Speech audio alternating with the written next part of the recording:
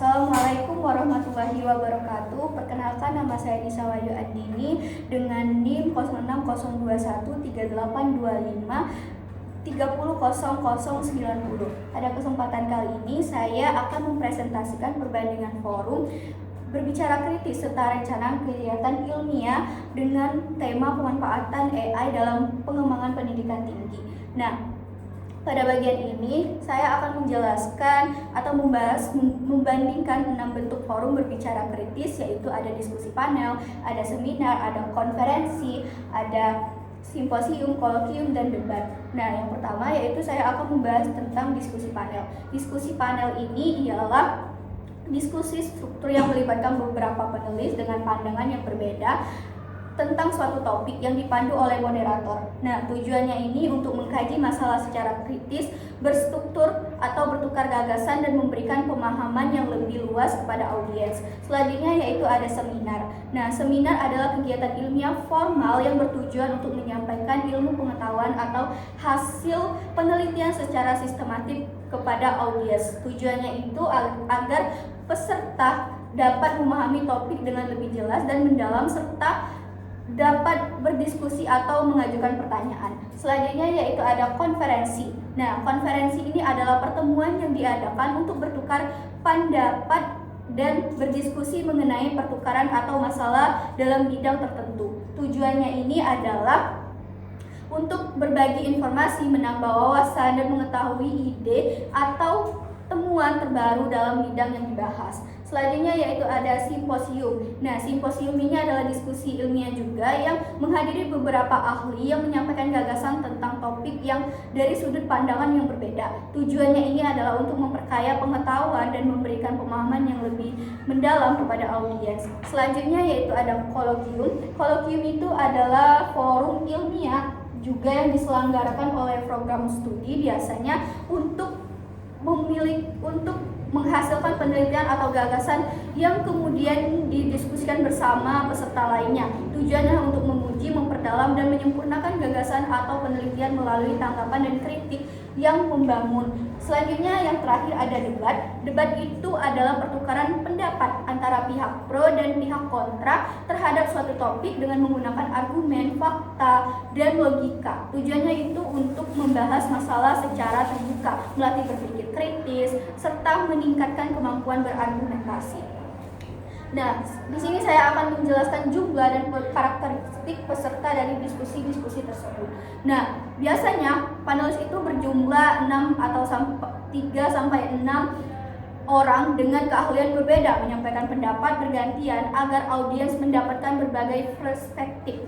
Selanjutnya yaitu ada seminar. Nah, seminar ini berisikan narasumber atau ahli menyampaikan materi secara struktur kepada peserta untuk menambah pemahamannya. Selanjutnya yaitu ada konferensi. Konferensi ini pesertanya banyak, terdiri dari akademis, penelitian atau praktik, pertukaran pengetahuan dan membangun jaringan profesional. Nah, selanjutnya itu ada simposium. Simposium ini pesertanya cukup lumayan banyak atau mendengarkan pemaparan beberapa ahli dan dapat mengikuti diskusi atau tanya jawab untuk memahami topik lebih mendalam. Selanjutnya ada kolokium. Kolokium itu pesertanya itu terbatas, terdiri dari mahasiswa atau dosen pembimbing, fokus pada presentasi, penelitian, dan observasi atau evaluasi. Nah, yang terakhir yaitu ada debat. Nah, debat ini biasanya jumlah atau karakteristik peserta debat melibatkan 2 tim pro dan tim kontra yang memandu acara debat tersebut. Nah, ada juga moderator, ada juri dan audiens yang mengatur dengan menyaksikan jalannya debat tersebut. Nah, selanjutnya yaitu ada peran pemimpin atau moderator. Yang pertama yaitu ada diskusi panel.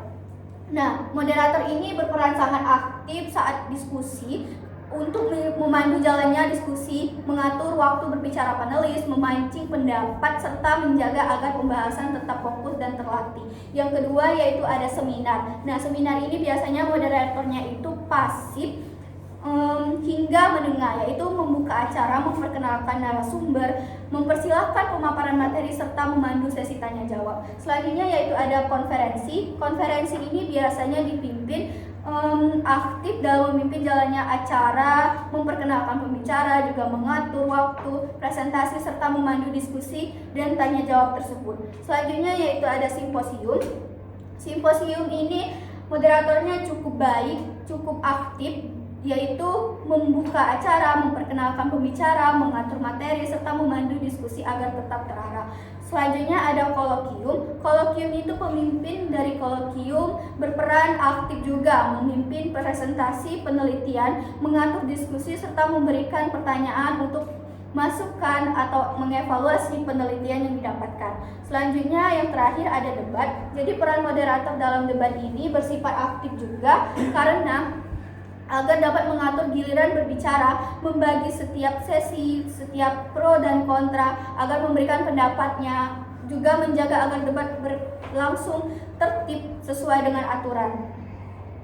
Selanjutnya ada tingkat formalitas yang berlaku. Yang pertama yaitu ada diskusi panel, yaitu memiliki tingkat formalitas yang semi formal menggunakan bahasa profesional namun tetap memungkinkan interaksi aktif. Yang kedua yaitu ada seminar. Nah, seminar ini juga termasuk formal dan akademis. Jadi ia menyampaikan materi secara sistematis oleh narasumber. Nah, dengan narasumber yang struktur dan bahasa yang formal juga. Selanjutnya yaitu ada konferensi. Konferensi ini memiliki tingkat formalitas yang cukup tinggi, dilaksanakan dengan agenda yang jelas dan mengikuti prosedur profesional untuk membahas isu atau topik tertentu. Selanjutnya yaitu ada simposium. Nah, simposium ini termasuk kegiatan formal akademik yang menghadirkan beberapa ahli untuk membahas suatu topik dan sudut pandang yang berbeda.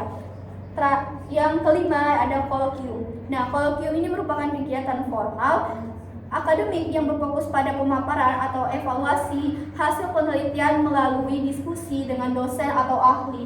Selanjutnya ada debat. Nah, debat ini bersifat formal yang mempertemukan pihak pro dan kontra yang menyampaikan serta mempertahankan argumen berdasarkan fakta, logika, dan aturan yang ditetapkan. Selanjutnya ada hasil dan keluaran yang diharapkan. Jadi yang pertama yaitu ada diskusi panel. Hasil yang diharapkan itu ada berbagai pandangan dan analisis dari para panelis sehingga audiens itu memperoleh pandangan, memperoleh pemahaman yang lebih luas tentang suatu masalah. Selanjutnya ada seminar. Nah, hasil yang atau keluaran yang diharapkan dari seminar ini ialah ia menghasilkan pengetahuan dan pemahaman peserta terhadap materi yang disampaikan oleh narasumber tersebut. Selanjutnya ada konferensi. Nah, konferensi ini hasil yang diharapkan mungkin pertukaran informasi, gagasan, dan pengalaman serta pembuka peluang kerjasama dan jaringan profesional. Selanjutnya ada simposium. Simposium ini mungkin hasil atau keluaran yang diharapkan adalah pemahaman yang lebih mendalam tentang suatu topik melalui berbagai perspektif dari para ahli. Selanjutnya ada kolokium. Nah, kolokium ini hasil atau keluaran yang diharapkan yaitu kritik, evaluasi, dan saran untuk memperbaiki serta penyempurnaan penelitian yang dipresentasikan. Nah, selanjutnya ada debat. Yang terakhir itu menghasilkan hasil yang diharapkannya itu menghasilkan pengujian argumen dari pihak pro dan kontra sehingga terlihat kekuatan dan kelemahan setiap pendapat tersebut. Selanjutnya di sini saya akan menjelaskan pemahaman yang kedua yaitu pemanfaatan teknologi AI dalam pengembangan pendidikan teknologi. Jadi di sini saya memilih konferensi. Saya memilih format konferensi karena memungkinkan akademis penelitian dan penelitian bertukar gagasan mengenai pemanfaatan AI dalam pendidikan tinggi. Misalnya, saya mengambil contoh dari konferensi Universitas Sriwijaya.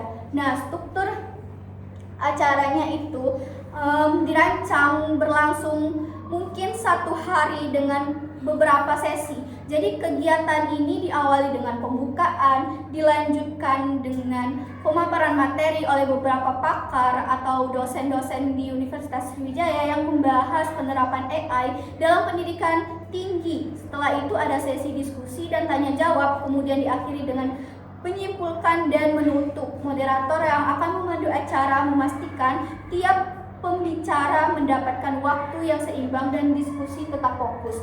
Selanjutnya yaitu tantangan dan solusi dari konferensi ini. Jadi tantangannya meliputi banyak peserta dan istilah teknis yang sulit dipahami. Solusinya itu biasanya moderator mengatur waktu menyampaikan materi, memandu diskusi dan membantu menjelaskan istilah secara sederhana agar mudah dipahami oleh semua peserta.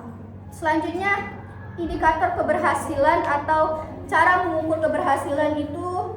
Jadi cara mengukur keberhasilannya itu adalah dapat diukur melalui perspektif aktif peserta dalam diskusi, pemahaman peserta terhadap materi, dan umpan balik atau evaluasi setelah kegiatan, baik dari peserta maupun penyampaiannya. Baik, mungkin itu saja penyampaian dari saya. Saya ucapkan terima kasih. Wassalamualaikum warahmatullahi wabarakatuh.